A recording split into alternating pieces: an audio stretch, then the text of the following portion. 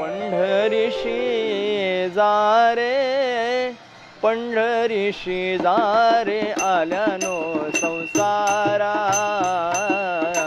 पंढरीशी जारे, पंढरीशी जारे आल्यानो संसारा, पंढरीशी जारे, पंढरीशी जारे आल्यानो संसारा, पंढरीशी जारे, पंढरीशी जारे आल्यानो संसारा, देनाचा सोयरा पांडुरंग, देनाचा सोयरा पांडुरंग, देनाचा सोयरा पांडुरंग, भेटे लागे जेवा, भेटे लागे जेवा लागली से आस, भेटे लागे जेवा, भेटे लागे जेवा लागली से आस, दीनाचा सोयरा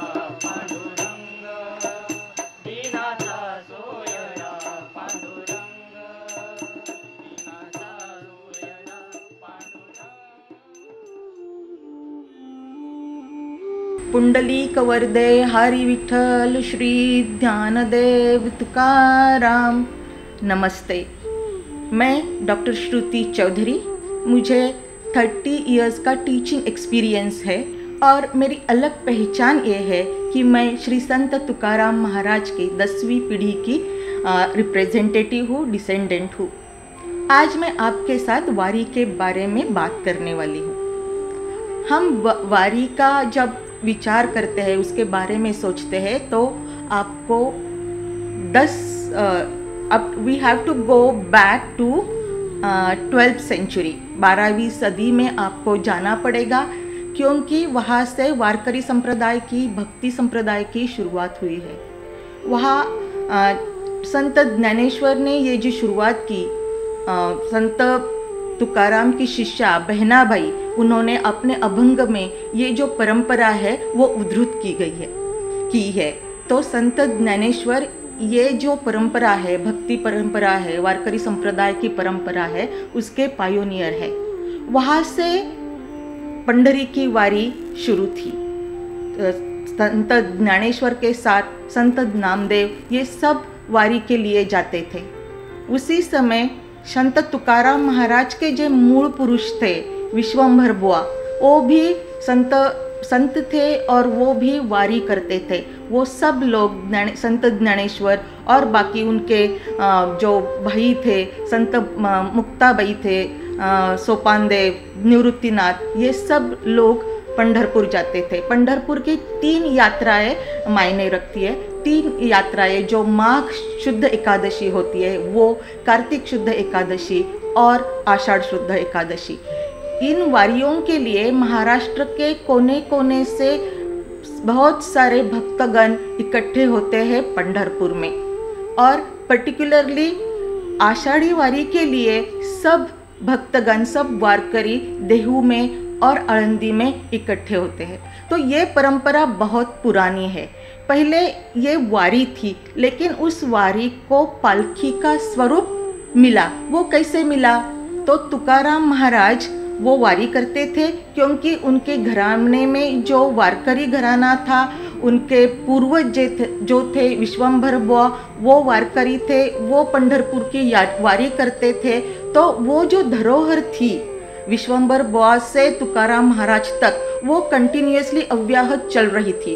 तुकाराम महाराज वारी के लिए जाते थे, वो उनके 1400 उनके साथ वारकरी थे और 14 टाळकरी थे जो उनके बहुत निकटतम शिष्य थे। तो ये सब लोग आळंदी जाते, आळंदी से वो पंढरपुर जाते और वो उनका जो पांडुरंग है, विठ्ठल है, उसके प्रति भक्ति जाते तो कैसे जाते? अभंग गाकर जाते और तल्लीन होकर जाते और गात नाचत। सो वो आनंद व्यक्त करते हुए जाते थे, क्योंकि ये जो भक्ति संप्रदाय है वो सेक्लूजन में, अकेलेपन में बिलीव नहीं करता। उनका विश्वास है जो आराधना करना है, जो प्रार्थना करना है, वो सब मिलकर, इकट्ठा मिलकर करे। और ये जो प्रार्थना करते हैं, जो भक्ति जताते हैं परमेश्वर के प्रति, तो उसमें कुछ भी डिफरेंस नहीं होता। वहाँ रिलीजन का, धर्म का, जात का, पात का और वो जेंडर बायस नहीं होते, सब इकट्ठे आते, कोई पूछता नहीं कौन कौन से जात से। और वारकरी परंपरा की ये विशेषता है कि इसमें स्त्री संतों को पहले से बहुत बड़प्पन दिया है, उनकी महती बहुत अलग ही है।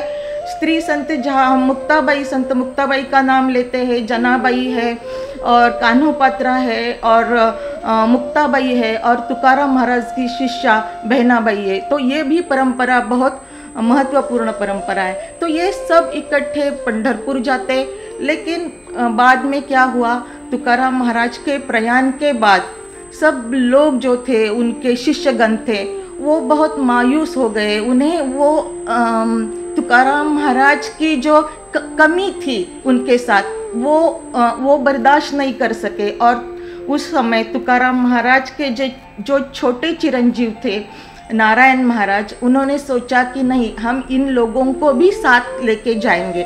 तो कैसे जाएंगे, तो प्रतीक, उन्होंने उसका प्रतीक उनकी पादुका, तुकाराम महाराज की पादुका और ज्ञानेश्वर की पादुका पालखी में रखी और वो पालखी वो पंढरपुर तक ले जाने लगे। तो वो सब जो भक्तगण थे, उनके मन में ये एक ऐसा सुकून था कि मेरे साथ, हमारे संत तुकाराम महाराज है और ज्ञानेश्वर महाराज भी है। तो उन्हीं से ये परंपरा शुरू हुई, ज्ञानदेव तुकाराम, ज्ञानवा तुकाराम, ये जो वो चैंट करते हैं, गाते हैं, वो ज्ञानदेव तुकाराम, माने कि ये संत हमारे साथ है और इनको लेकर हम पंढरपुर जा रहे हैं। इनके साथ भी बाकी महाराष्ट्र के विविध भागों से भी बाकी संतों की पालखियाँ पंढरपुर में इकट्ठा होती है और ये सब पंढरपुर में जाके आषाढ़ी एकादशी को इकट्ठे होते हैं। फिर वहाँ 7 दिन के लिए भजन, पूजन, कीर्तन, ये सब उनका होता है। जो वारकरी संप्रदाय की परंपरा है उस अनुसार ये सब सोहला संपन्न होता है और ये सब प्रेम एक दूसरे को देते हैं, क्योंकि वहाँ जाना ही किस लिए है, तो प्रेम देने के लिए, प्रेम जताने के लिए। दूसरा कोई भी उनके मन में लालसा नहीं है, इच्छा नहीं है। अल्टीमेट उनका जो उद्देश्य है वो पंढरी के पांडुरंग को मिलना, उसे देखना और तृप्त होकर अपने अपने घर जाना और अपने कामों में लग जाना।